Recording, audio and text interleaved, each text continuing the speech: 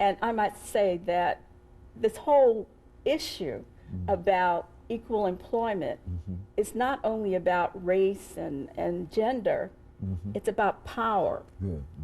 And we talk about a glass ceiling.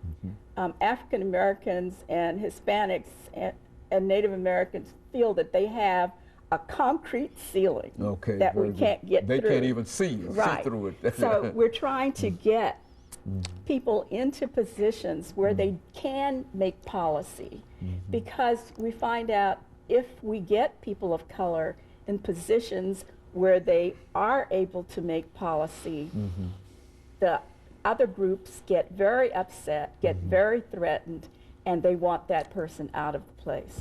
Well, it seems to me over the last 3 minutes that we have here, it seems to me that both of you are saying that affirmative action is good for America. Absolutely. Let's have you speak to both of you speak to that. Yes, well, I think it certainly is very good for America, because as we look at that historical backdrop, we haven't gotten any place close to fairness. Anyone that talks about we have arrived and there's this whole idea of reverse discrimination, you show me the location and let me see how many managers there are, how many CEOs, how many people there in the workforce, and if it's reversed from how it has always been, meaning flip-flop, then I would say, well, yeah, we've arrived. But to this point, we haven't. And as far as policy is concerned, what you are hearing in common language is indeed the use of quotas, set aside, preferences, those types of things. And you're finding young students at majority universities are using that language without understanding what we have shared today. So it's needed. Very good. And I think that that is very crucial, that somehow our young people are being made to feel that affirmative action is a blemish on them. And it's not. It's the process by which they can get into the workplace and not be harassed and not be discriminated. So it's very important. And you find people asking. I had a young person during my Christmas holidays who told me that she was told to write a paper on affirmative action without looking up anything about affirmative action. So how can you write about something if you don't know what the definition is? And you'll be surprised at how many things we deal with that we never define. And it allows those who don't want it to give their definition of it. And we fall for it. So we have to teach our young people what these processes are and that they are beneficial for everyone.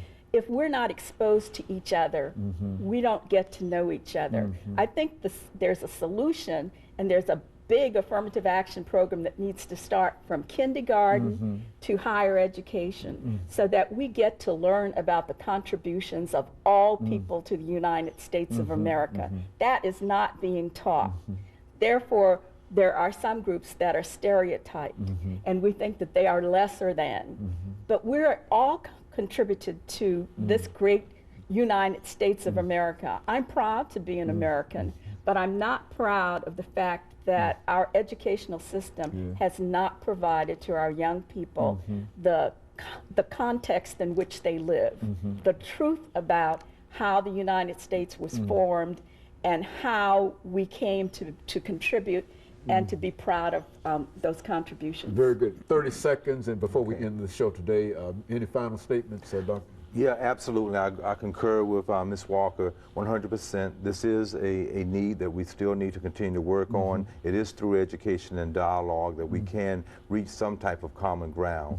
But we have to have true education, talking about the issues, not putting them under the rug and trying to placate it. We have to get them out there and talk about them. Very good. Let me thank you, Dr. Sanford, and you, Ms. Walker, for coming by and giving us that excellent information about affirmative action. I think that even some of the things that we've said will indicate that not only is there a need, but it would be certainly to the benefit of the country. And I thank you for that information. And let me encourage our audience to tune in again next week for another informative edition of Comments. Thank you and good morning.